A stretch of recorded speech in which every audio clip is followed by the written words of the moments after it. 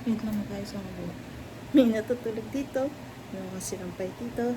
Maraming wires. It's a good life. Yo guys. Nire-record ko lang to kasi gusto kong i-share kung ano yung mga nabili namin kahapon. Well, pumunta kami ng SM. Kasi kailangan ko tong mga essentials na to. Hindi talaga ako mahilig pumunta ng mga gala-gala. Kapag kailangan lang bilhin, saka lang ako gumagala. Or if magyayaya to. So, this time, kailangan ko ng essentials. Conditioner. Tsaka deodorant. Ayan. Yan lang yung kailangan kong bilhin. Kaya pumunta kami ng SM. Tsaka, sapatos niya pala for team building. Pero hindi ko na i-share yan kasi sa kanya. Actually, hindi to kasi kailangan sa video na to kasi essential lang naman talaga to. Ang gusto ko talaga ipakita today is yung mga nakuha namin from Miniso. So, every time pumupunta kami ng SM, talagang nire-request ko na kailangan pumunta kami ng Miniso. Tumaan man lang. Window shopping if hindi talaga bibili. Masaya na ako sa ganun. Pero kahapon, may mga nabili ako. Chihi. Oh. Una, basura. Hindi yan kasama. Wait, anong unahin ko? Ito muna. Meron ako dito mga pens. Itong pen na to. Gusto ko yung quality na to. Galing din siya sa Miniso. Sign pen siya. Sign pen nga ba to? Gel pen. Hindi ko na maalala. Pero, gamit ko na siya. As in, see? Yan na lang yung natira. Kaya tinitipid ko siya ngayon. And, nung bumalik kami dun, wala akong nakitang ganito. Wala na silang stock siguro. Or nagpalit sila ng items. Kaya ngayon, kailangan ko ng sign pen. Gel pen. Sign pen. Tulog ka lang. So, with that being said, I had to buy pens. Ito gel pen to. Ito ata sign pen yung nauna. Sayang nga walang ganun kasi ang ganda talaga ng quality nun. Pero ito, nagustuhan ko rin yung quality nito. Wait lang, kuha tayo ng papel. Ito ay GA701 gel pen.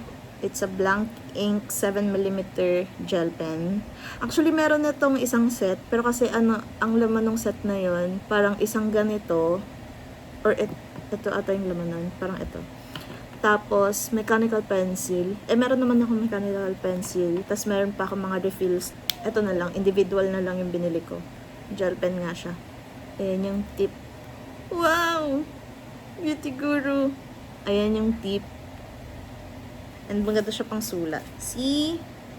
I wonder kung mag-flip to pagkatapos. Pero ayan yung sulat niya. Makapal siya kasi nga 0.7 siya. Tapos, syempre, nakakita din ako ng isa pa. Ito naman yung 0.38mm.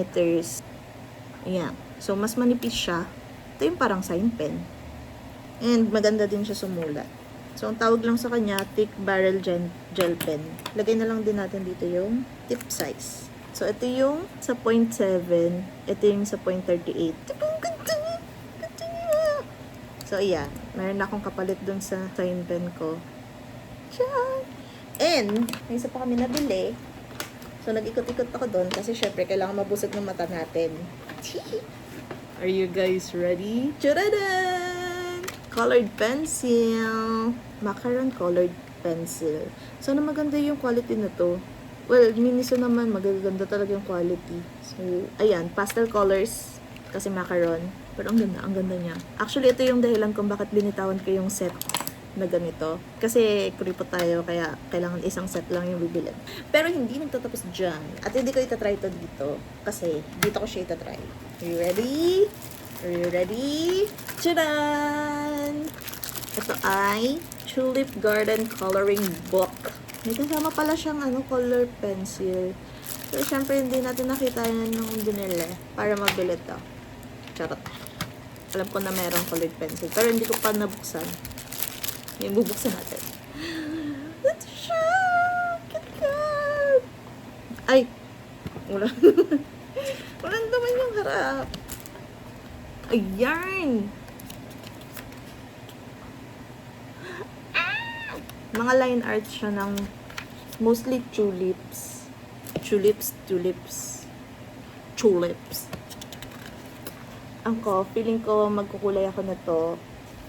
Tapos, ano lang.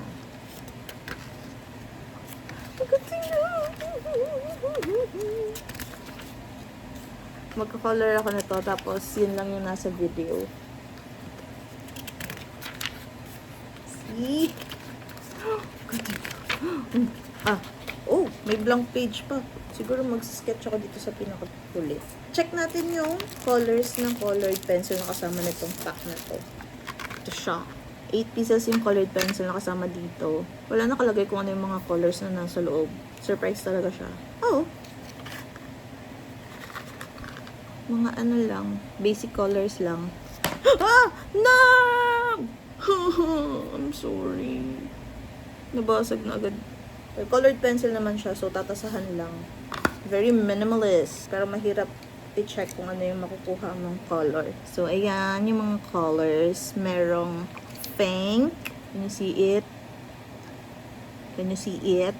So, ayan. Pink. Ay, ayusin natin yung pagsasalita natin. Pink. Red.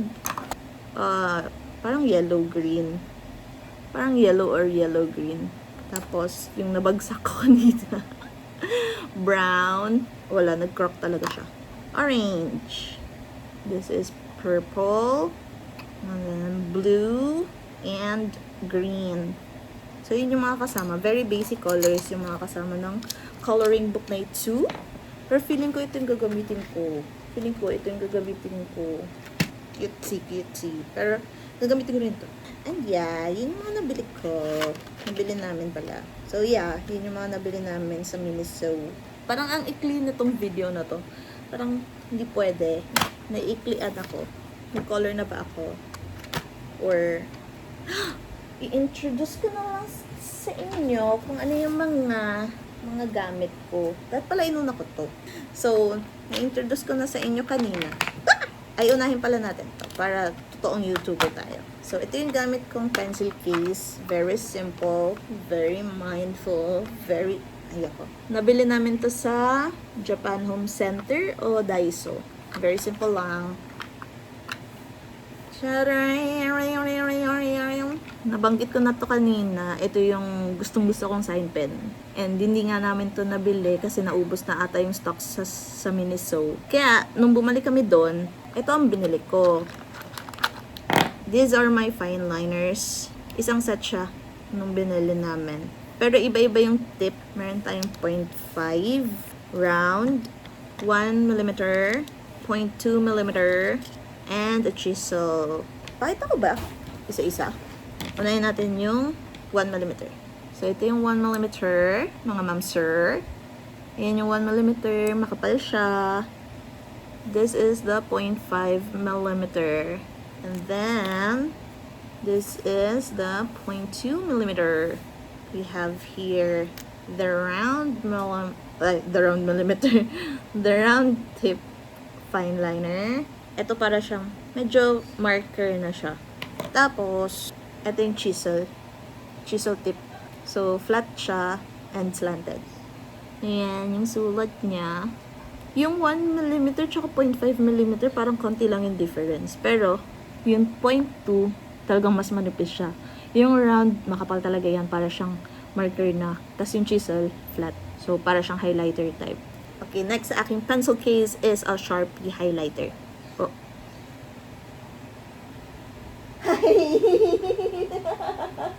Tulog ka lang. Wrap ko na lang. Siyempre, color green. Highlighter. Very simple lang yan. Tapos, meron din akong correction tape. Iswatch ko pa ba to? Alam mo, maganda tong correction tape na to. Hindi ko maalala kung saan namin binili to. Turog na siya ulit. It's correction tape that I'm talking about. Wala, paubos na pala talaga to. Goodbye na. Update. Wala na siyang pinta. So, kailangan bye-bye na. I'm gonna miss you. Goodbye. Pero sobrang sulit nun. Promise. Maghahanap pa rin ako noon kahit wala na akong makita.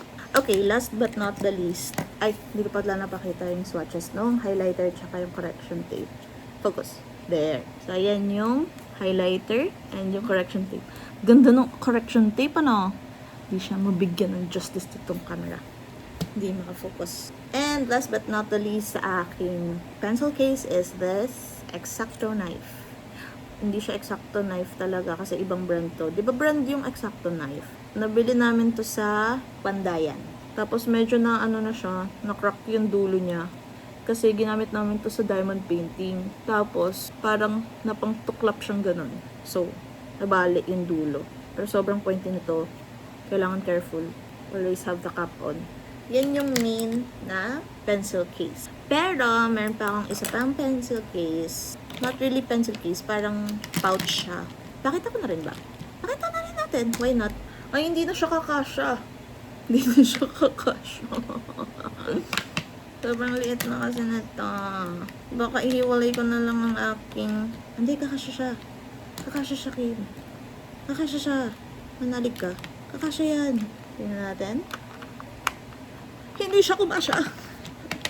Oh no. Oh no. What should I do? Hindi nyo ba nakikita yung struggle ko? Pero hindi siya kumakasya. Nagtanggal ako ng isa. Pero dalawa kasi yung nilalagay kong sobrang tungo ka naman, girl. Ang hirap maging YouTuber. Paano ko to?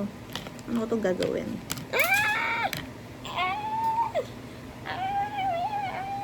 So, kung tatanggalin ko yung correction tape, sumusuko na rin yung aking. Okay. Mamaya na lang natin ayusin to. Ano na? Kaya pa ba, guys? As I was saying, nilipat ko na lang to.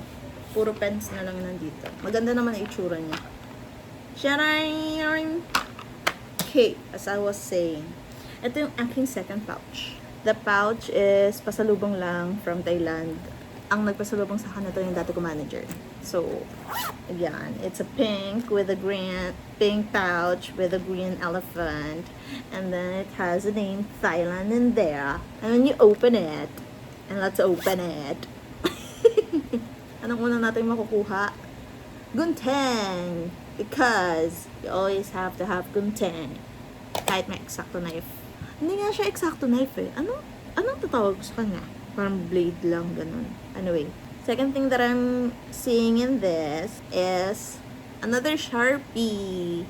Same lang siya nung green ko, pero ito, yung pink color, parang pang ano lang siya. Pag hindi ko lang feel yung green, ito ginagamit. Tapos, pen. Ito, customized siya. Regalo siya ng ka-choir mate namin si Tita Alo. Tapos, din twist lang siya. And there you have it. Wala na siyang tinta ngayon, pero hindi ko siya ma-let go kasi nga regalo siya. Ito, ginagawa ko dating phone stand. So, nakalagay lang siya dyan. So, nakalagay lang siyang ganyan. Eh, hindi pala ito siya. Yung dati kong phone yung kasya dito. So, hindi ko na talaga magagamit ito. Pero ayoko talaga siya i-let go. So, huwag natin i-let go. Pag hindi pa tayo handa i-let go, huwag natin i-let go. Ito ay calligraphy pen. Brush pen siya. Sai. S-A-I. So, nagpa-practice ako dati ng calligraphy. Pero ngayon, kinakalawang na ako. Balak kang bumalik doon. Babalik tayo doon. Lalo pa meron tayong YouTube na ganito. Pag hindi na ako, wala na akong ma-video na iba, babalik tayo doon. Promise. Next, pens pa rin. So, ito, nakita lang ni Ian to sa bahay nila. Tapos pinamana sa akin. Knowing na I love pens. Neon gel pens siya. Pink, orange, violet, tapos may white na gumagana lang with black papers. And then green. Then, mayroon pa ako nakikita dito. Brush. Brush. Pero ang ginamitan ko nito is glue. Glue for notebook binding. Na magkakaroon ako ng video doon. Don't worry. Tapos, I have a random red pen. Actually, ayoko ng red pen. Ayoko na ng red pen sa bag, sa pouch. Kasi parang feeling ko school. Ganun. Parang i-check yung work ko, parang ganun. Pero kasi may tinta pa, so hindi ko rin gusto yung tinta nito, yung sulat. I have a bunch of washi tapes in here na sobrang tagal na nito, pero dumidikit pa rin siya sa papers ko. Meron akong ito, design, different colors, tapos meron din ito. Mermaid siya. Ginagawa ko siya pang bookmark ng journal. Huwag kayong mag-expect sa journal ko. Hindi siya maganda. At di ko rin siya natutuloy for the whole year. Sasabihin ko na namang plano kong bumalik, pero hindi ako nagtitiwala sa sarili ko. So, and then, pens pa rin. Hindi to sa akin. Kay Shashing to, nung estudyante pa siya. You guys know, YouTuber ka.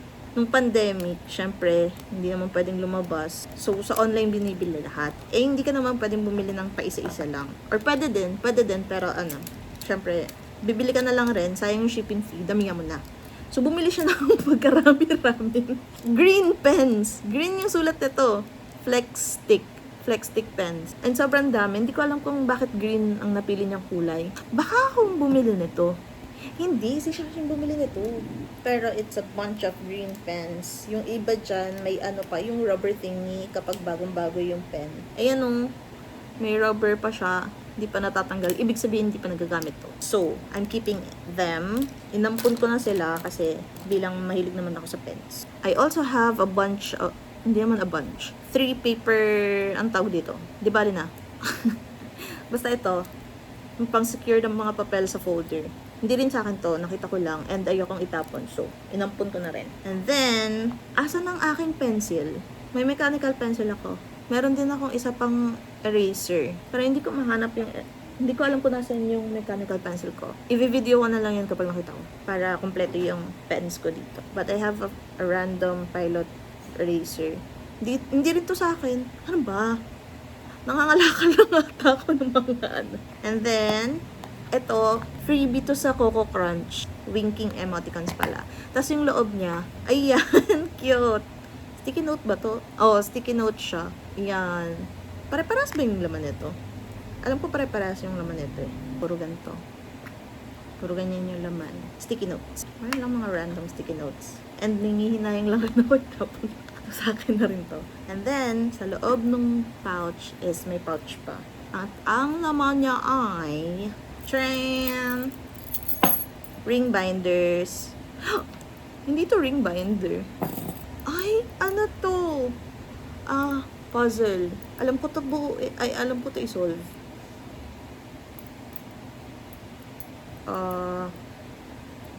Promise, alam ko to i-solve dati. O, see? Pero tama ba? Tama ba yung pagka-solve ko? Ala, hindi ko na masolve. Hindi ko na mabalik. Ay, lumuwag na siya. Lumuwag na siya. Tama ba? Tama ba pag-solve ko? Alam ko, iniikot ito yung twist eh. Bakit napasok ka agad? Baka dito dapat sa loob. Yun ba yun? Yun ba yun? Hindi ba dapat mahirap to?